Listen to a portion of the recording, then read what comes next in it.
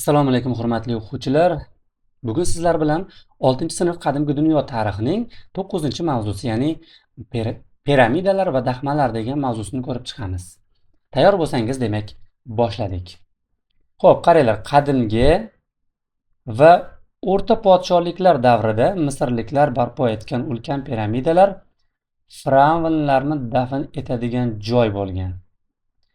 Endi shu yerda bitta qo'shimcha qilib ketay sizlarga, mana qadimgi, o'rta degan so'zlar nimaga qo'yilyapti degan savol bordi. Bu eski kitobda tushuntirilgan, yangi kitobda nimagadir bu haqida gapirilmabdi. Qaranglar. Umuman olganda tarixchilar Misrning qadimgi tarixini, ya'ni biz mana bu 6-sinfda o'tadigan tarixini 5 ta davrga bo'lishgan. Qadimgi podshohlik, ilk podshohlik, qadimgi podshohlik, o'rta podshohlik, yangi podshohlik va so'nggi podshohlik degan podshohliklarga bo'lgan. Nima uchun bunaqa 5 ta podshohlikka bo'lgan degan savolga, har birining o'zining paydo bo'lib, yana inqirozga uchrashi, yana qayta birlashib, yana inqirozga uchrashi, xullas 5 marta paydo bo'lib, 5 marta inqirozga uchrab, yo bosib olingan yoki tugatilgan Misr. Shuning uchun ham uning qadimgi tarixini olimlar 5 ta davrga bo'lishadi. O'sha 5 ta davr ichidan qadimgi va o'rta podshohliklar davrida Misrliklar fir'avnlarni dafn qilish uchun piramidalar qurishgan. Tushunarli? Davom etamiz. Xo'p, o'tgan ming yilliklar davomida hamma narsa yo'q bo'lib ketdi, lekin faqat piramidalar 4000 yildan beri turibdi, o'zgarmasdan. 4000 yil bo'ldi qurilganligiga. Eng mashhur piramidalar Memfis shahri yaqinidagi 3 ta fir'avn Xufu, Xafra va Menkauralar uchun bunyod etilgan piramidalardir. Demak, eng kattalari mana shu 3 ta. Xo'p, bular qadimgi dunyoning 7 ta mo'jizasiga kirishadi. Eng katta piramida bu Xufu uchun qurilgan piramidadir. Mana rasmdan ko'rib turibsiz. Xufuning ikkinchi nomi Xeops. Buni ham eslab qolinglar. Xo'p, davom etamiz. Mana Yunonlar Xufuni Xeops deb atashgan. Bu piramida miloddan avvalgi 2600-yilda qurilgan. Endi qurilganligini hisoblasak, miloddan avvalgi davrda 2600 yil bor, milodiy davrda esa 2000 yil bor. Mana 2026 ku hozir. 2600 bilan 2026 ni qo'shsak, mana shu piramidaning qurilgan sanasi kelib chiqadi. Demak, 4626 yil bo'libdi qurilganligiga endi aniq hisoblasak-da. Xo'sh, bu piramidani balandligi 147 metr. Piramidalarning har biri 2 tonnadan og'irroq bo'lgan 2,5 million ta toshdan iborat. Tushunarli? Xo'p, har bittasini o'sha oralig'i 0,5 mm, ya'ni ikkita tosh ustma-ust qo'yilganda yoki yonma-yon qo'yilganda, ular orasidagi tirqishcha bor-ku, kichkina tirqishchaning oralig'i 0,5 millimetrdan oshmaydi. Bu degani toshlar o'ta aniqlik bilan tekis qilib qirqilgan degan ma'noni bildiradi. Xo'sh. Endi mana bu yerda aytilgan, mana yangi podshohlik davriga kelib piramidalar qurilmay qo'yildi. Endi podshohlar, fir'avnlar maqbaralarda o'sha shohlarning vodiysi, tog'lar yoki g'orlarning ichlariga dafn qilina boshlandi. Tushunarli? Xo'p, davom etamiz. Xo'p. Fir'avnlarning jasadi solinadigan tosh tobut sarkofag deb ataladi. Uni rasmlarda ham ko'p marta ko'rgansizlar. Mana bunaqa ko'rinishda bo'ladi, yotqizilgan bo'ladi. O'shaning ichida fir'avnning jasadi bo'ladi. Xo'p. Daxma ichida munojotlar va qarg'ishlardan iborat bitiklar bilan qoplangan. Nega? Sababi ular o'ylaganki, bu narsalar, ya'ni qarg'ishlar bilan munojotlar fir'avnlarni u dunyoda himoya qiladi, unga mana shu narsalar bu dunyoda yordam beradi deb o'ylashgan. Shuning uchun shunaqa yozuvlarni yozib tashashgan. Keyingisi Sfinks haqida gaplashamiz. Piramidalarni qo'riqlash maqsadida Sfinks qurilgan. Uning tanasi sherniki, boshi esa odamniksimon haykal qo'riqlaydi deb ishonishgan. Unga Sahro shohi degan ta'rif berilgan. Xo'p, uning balandligi 20 metr.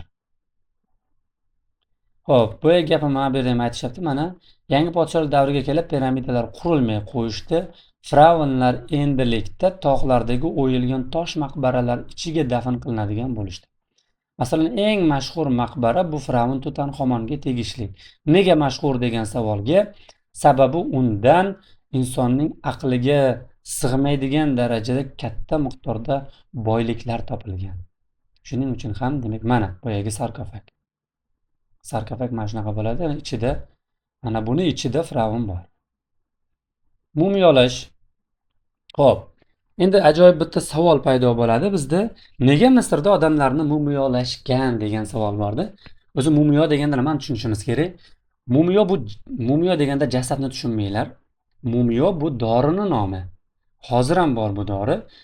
Mumiyolangan bo'lsa, unda o'sha mumiyo degan qora mazga o'xshagan dori inson terisini ustiga surib chiqiladi. O'shanda teri odam o'lganda ham teri o'lmaydida, o'sha mumiyodan oziqlanadi. Qachonki terini ustiga surilgan mumiyo tugagunigacha teri ozuqani undan oladi va chirimaydi. Shuning uchun ham misrliklar inson qayta tiriladi deb o'ylab, uning jasadini mumiyolashib, keyin sarkofagni ichiga solishgan. Tushunarli?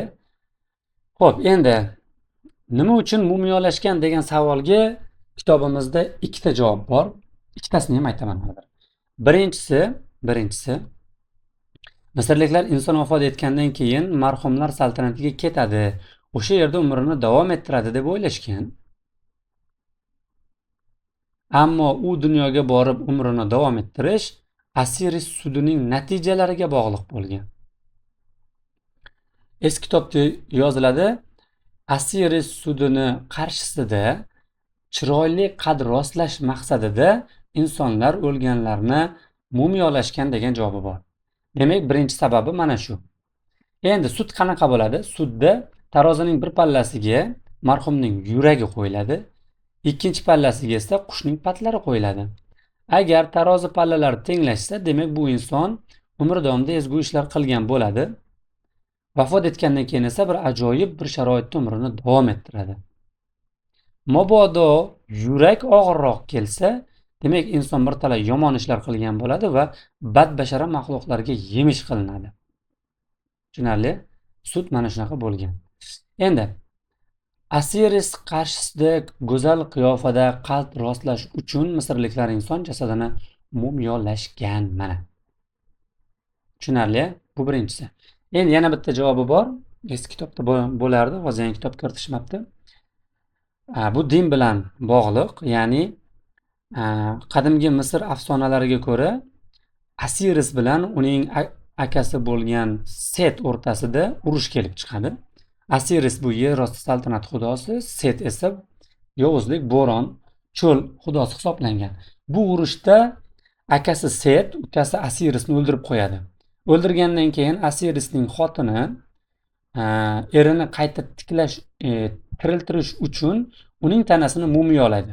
Oradan qanchadir vaqt o'tgandan keyin o'sha mumiyolanganligi uchun Asiris yana qayta tiriladi. Ana shu afsonaga ishongan misrliklar o'lgan odamlarni mumiyolashgan, ya'ni qachondir bu qayta tiriladi degan ma'noda. Demak, mana shu ikkita javobi bor ekan. Endi mayli, bu qo'shimcha ma'lumot, ammo bilib qo'yishingiz kerak deb o'yladim. Mumiyolash bilan Misr kohin tabiblari shug'ullanishgan. Odamni mumiyolash 70 kun davom etgan.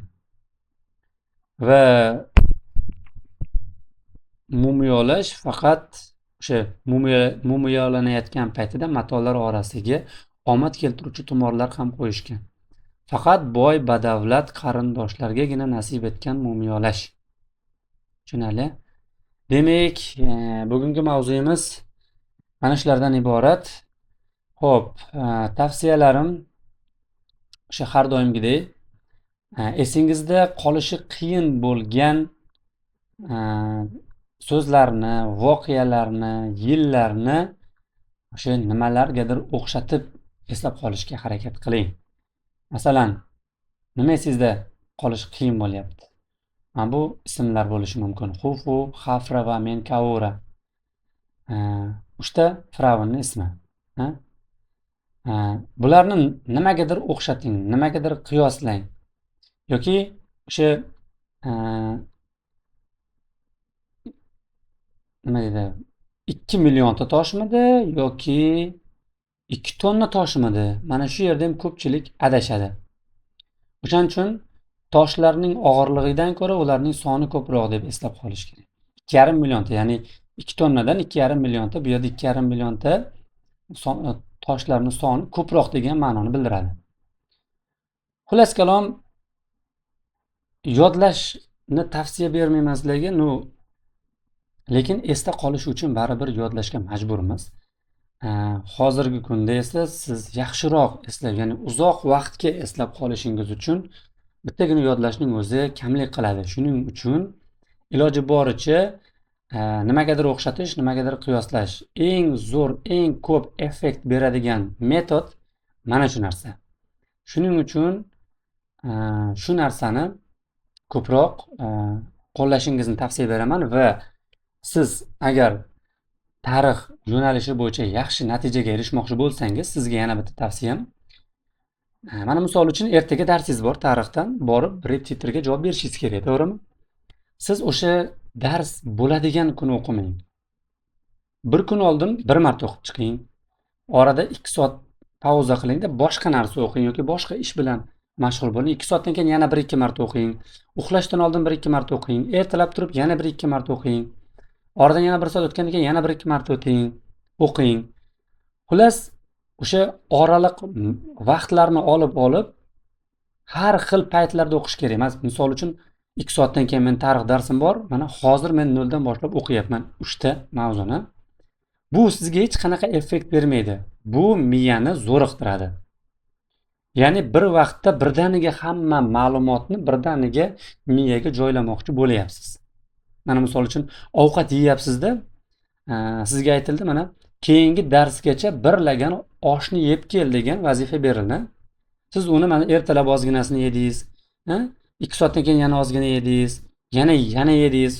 Xullas, bo'lib yedingizda, lekin tasavvur qiling, bir lagan oshni bitta o'tirishda birdaniga yeyman deyapsiz. Bunda oshqozon tiqilib qoladi. Xuddi miya ham shu narsa. Sizning miyangiz ham o'ta darajada ko'p bo'lgan informatsiyani qabul qilaman deb bo'kib qoladi. Shuning uchun sizga tavsiyam, iloji boricha oraliq masofalarni saqlagan holda o'qing. Xo'p, mayli, sizlarga beradigan tavsiyam bugun uchun mana shular. E'tiboringiz uchun rahmat.